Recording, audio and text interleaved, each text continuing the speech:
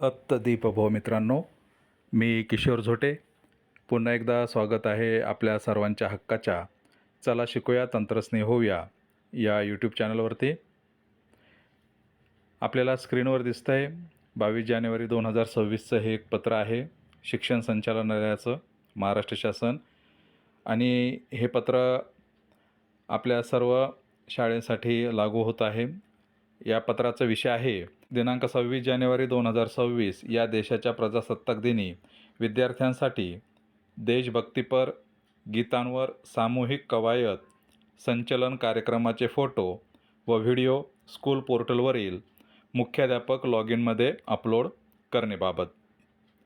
तर आपल्याला याआधीही पत्र निर्गमित झाले होते आणि देशभक्तीपर गीतावरती सामूहिक कवायत आपल्याला घ्यायची होती. त्याची तयारी आपण केलेली आहे.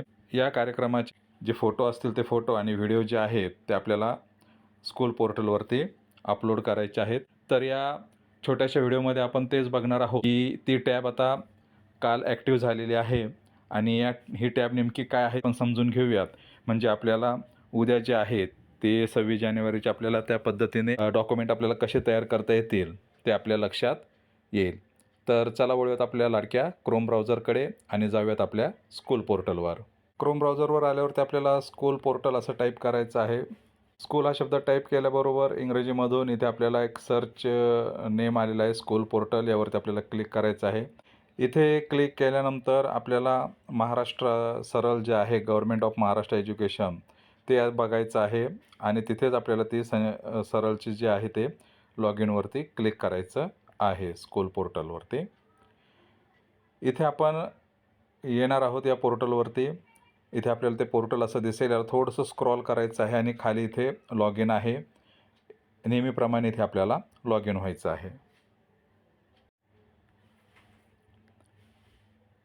इथे आपण लॉग इन सक्सेसफुली झाल्यानंतर अशा पद्धतीने आपल्याला पेज दिसेल.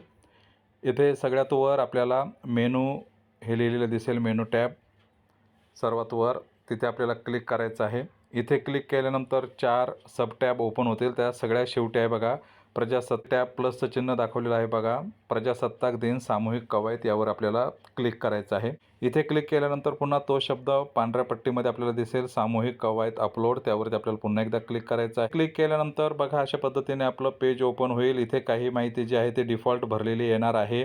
जिथे आपल्याला जी टॅब रिकामी दिसते त्या टॅबमध्ये त्या पद्धतीने आपल्याला ती माहिती आपली भरायची आहे.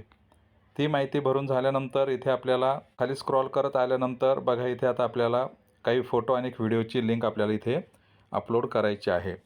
जे आपण जे कार्यक्रम घेणार आहोत त्याचे आपल्याला फोटो काढायचे आहेत आणि जे फोटो आहेत ते इथे PDF फॉर्मॅटमध्ये आपल्याला ते द्यायचं आहे. नुसता फोटो आपल्याला देता येणार नाही, त्या फोटोची PDF आपल्याला बनवावी लागणार आहे.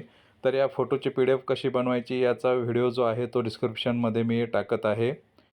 तर ती साईज त्या PDFची आपल्याला सांगितलेली आहे की 1 MBच आपल्याला साईज असावी, त्यापेक्षा 1 MBपेक्षा कमी असावी, त्यापेक्षा जास्त असू नये, ती तिथे अपलोड होणार नाही.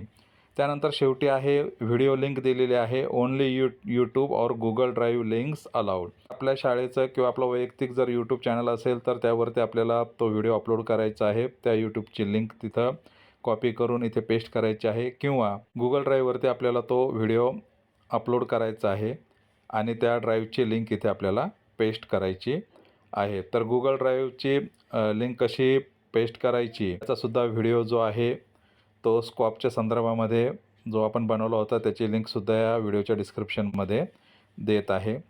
तर अशा पद्धतीने ही लिंक इथे पेस्ट केल्यानंतर आपल्याला ती लिंक आधी व्हेरीफाय करून घ्यायची आहे, त्याला क्लिक करायचं आहे. व्हेरीफाय झाल्यानंतर आपल्याला आधी माहिती सेव्ह करायची आहे आणि मग फायनलाइज करायची आहे.